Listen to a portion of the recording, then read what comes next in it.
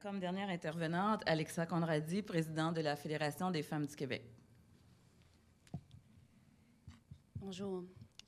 Nous sommes vraiment très heureuses d'être là parce que la FIC est engagée dans une lutte essentielle en ce moment. Le mouvement des femmes entame dans quelques jours une lutte qui s'appelle la Marche mondiale des femmes, où l'une des revendications, c'est le maintien, le respect de l'universalité, l'accessibilité, la gratuité du système de santé publique.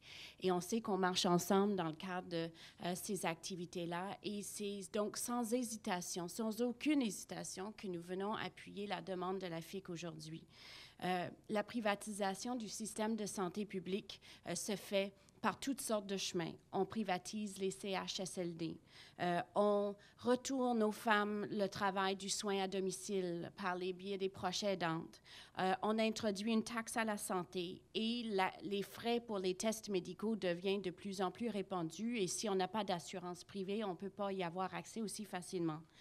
Les agences de placement et les conditions de travail aussi des soins professionnels, les professionnels en soins, c'est aussi une manière d'effriter le système de santé publique et d'amener une privatisation.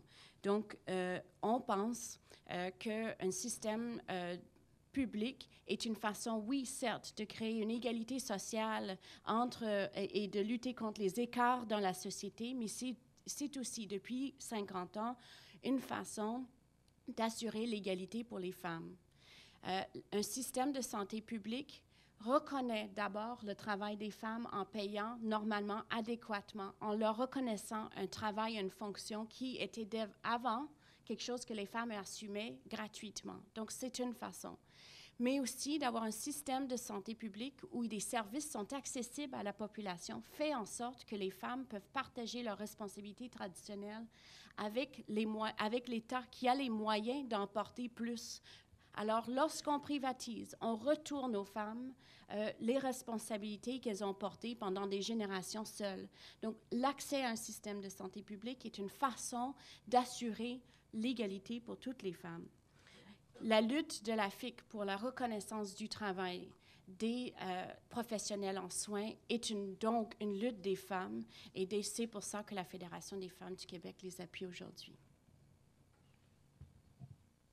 Merci beaucoup, Alexa.